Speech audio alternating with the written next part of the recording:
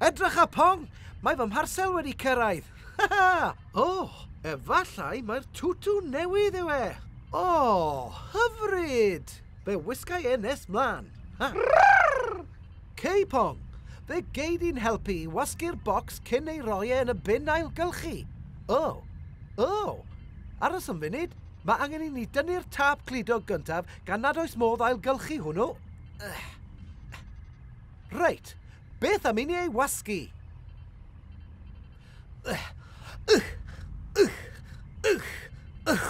Iawn, byddyle hwnna arbed ychydig o le? Reit, dyre ni ailgylchu. Fe rown ni mewn fan hyn gyda'r holl darnau eraill o bapur a cherdyn. Syniad da, Busta. Ond aros funud, ai bocs pizza yw hwnna yn y bin ailgylchu? Dwi'n dwlu ar pizza. Mae'n ddrwg gen i, Busta. Dwi'n gwybod ta chardfwrdd yw e, ond mae darnau o saws tomato a chaws arno, ac felly mae'n rhif rwnt a seinllid i gael ei ailgylchu. Dim ond papur a cherdyn glân y gellir ei ailgylchu. O'r gore, wy'n deall, wi wedi dynnu e mas. Ydy popeth arall yn iawn, Pwgo? Ydy, Busta. Papur lapio, bocsys grawnfwyd, bocsys sy'n dal dy deganau newydd, a hen gardiau pen-blwydd. Mae'r holl bethau hyn yn iawn i'w hailgylchu. Aros am funud, dwi wedi darganfod un cerdyn gyda llwch llachar arno. Nid oes modd ailgylchu hwnnw. Wy'n gweld. A sa'n credu y bydd y papur disglair yna'n pasio'r prawf crychu, chwaith. Y prawf be? Y prawf crychu. Y prawf crychu? Ie, mae'n hawdd. Dim ond cydio yn y papur, a'i grychu yn belen.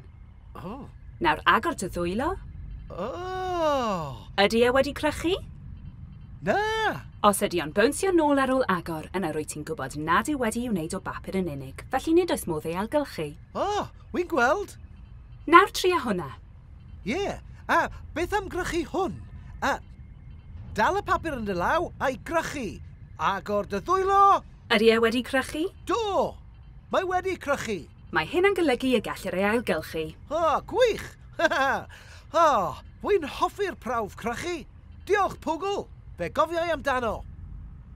Y drafferth yw bod nifer o bobl y ddeiar yn anghofio ailgylchu ei papur a'i cerdyn ac yn ei roi yn ei bin sbwriel. Na! Dyw hynny ddim yn dda. Efallai nad ydyn nhw'n sylwi pa mor hawdd ydi gwneud. Neu, faint y gall ailgylchu helpu'r blaned. Mae hwn yn waith i arwyr ailgylchu, rhynggylaethog, hynod ddeallus. Lawrlwytho ffeil gwybodaeth, please, Pwgl. Wrth gwrs, Busta. Wy'n lawrlwytho'r ffeil gwybodaeth. 1. Mae ailgylchu'n arbed ynni a dŵr. Mae'n defnyddio llai o ynni a dŵr i wneud papur a cherdyn o ddeunyddiau wedi eu hailgylchu nag y mae i wneud rhai o'r newydd allan o goed. 2. Mae ailgylchu'n arbed adnoddau. Gellir ailddefnyddio adnoddau gwerthfawr fel papur a chardfwrdd yn lle ei gwastraffu. 3. Mae ailgylchu yn troi hen bapur a chardfwrdd i mewn i bethau papur a chardfwrdd newydd, fel llyfrau nodiadau, cylchgronau a bocsys. Felly, mae ailgylchu yn 1. Arbed ynni 2. Arbed adnoddau 3. Gwneud pethau newydd 3, 2, 1, ailgylchu! Busta, hoffa ti wylio ffilm am beth sy'n digwydd wedi i bapur a chardfwrdd gael eu casglu i'w ailgylchu? Please! Fel cenedl, rydym yn defnyddio tua 12 miliwn tunnell o bapur bob blwyddyn. Mae ailgylchu papur a cherdyn yn gostwng defnydd ynni a eco-dau, ac yn ailgyfeirio gwastraff papur o safleoedd tirlenwi, lle mae'n pydru ac yn cynhyrchu nwyon tŷ gwydr niweidiol. Waw! Mae hynna'n llwyth o bapur! Mae melynau papur yn cynhyrchu amrywiaeth o bapurau o ddeunydd ailgylchu gwahanol. I ddechrau'r broses ailgylchu, caiff y papur a'r cerdyn eu casglu, ei didoli a'i graddio. Yn y felyn bapur, caiff y papur a'r cerdyn eu mathru mewn tanc, sy'n cynnwys dŵr a rhai cymegau sy'n gwahanu'r ffibrau. Caiff ei hidlo mwyn gwaredu clipiau papur a darnau eraill, ac yna caiff ei lanhau trwy gael ei droelli mewn cynhwysydd siap côn. Ychwanegir gweithredwyr lliwio os oes angen. Felly, maen nhw'n tynnu'r holl ddarnau man allan, a gyda'r papur sydd dros ben, maen nhw'n gwneud cawl stwnsh. Ydyn, ti'n iawn, ac maen nhw'n ychwanegu lliw os ydyn nhw eisiau papur lliw.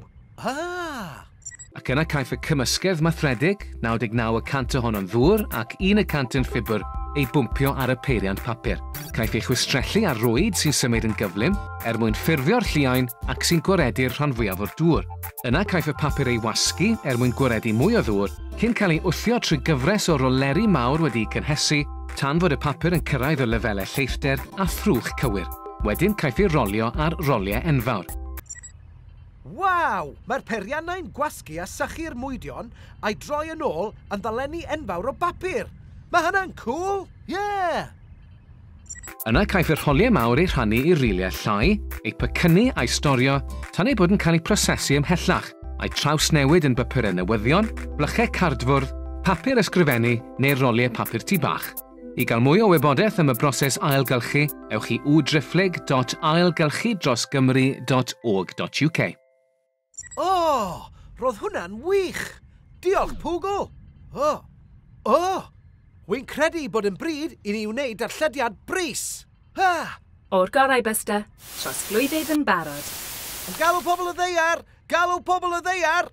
Rydyn ni angen eich help! Eich tasg yw i ailgylchu papur a cherdyn pryd bynnag y gallwch, a helpu pobl eraill wneud hefyd. Pob hwyl arwyr ailgylchu, mae'r ddeiar yn dibynnu arnoch chi.